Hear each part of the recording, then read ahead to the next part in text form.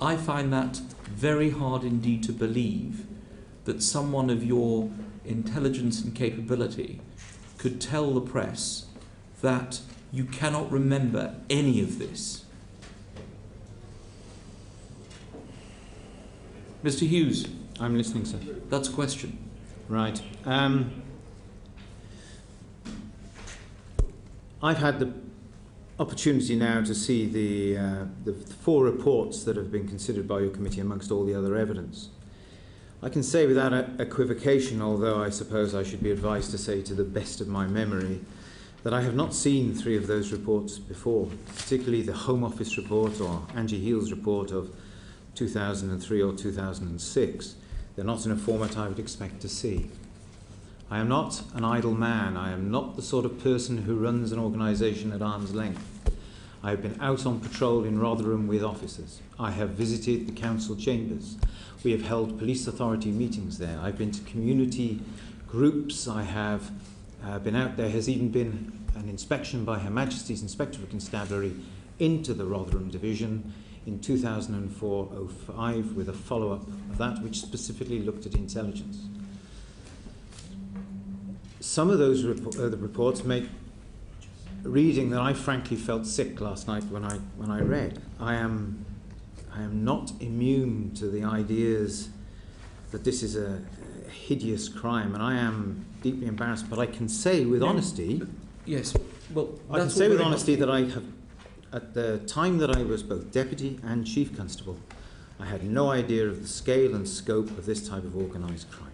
Mr. Hughes, we find this impossible to believe because we have heard evidence of the most compelling nature from people who've operated in Rotherham for all the years that you were Chief Constable, and you're coming before this committee and saying the first time you knew about this was when you read these reports.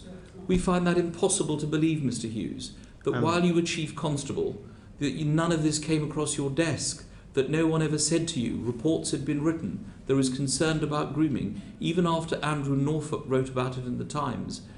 Did you take any steps after you ceased to be Chief Constable to try and find out why nobody had told you what was going on till now?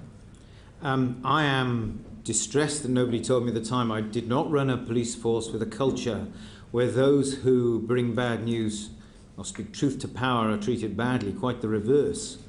And we had a system in place with repeated visits by the Assistant Chief Constable and others to all our districts who've been given. Those who know me personally know that I would not turn a blind eye or cover up incidents of child grooming. I take no pleasure from this. I have had a 32-year police career, and yet on this issue I have signally failed the victims of these criminals. And it hurts. It is something that I loathe, but to say that I am either misleading or lying to this committee, I can only answer by saying I welcome the fact that there will be an independent inquiry into the documentation and the whole history of this force in respect of this. So you're saying to this committee you knew nothing about any of these issues while you were Chief Constable or Deputy Chief Constable? Whilst I was Deputy or Chief Constable, I had no understanding of the scale and scope of the problems that have been come to light.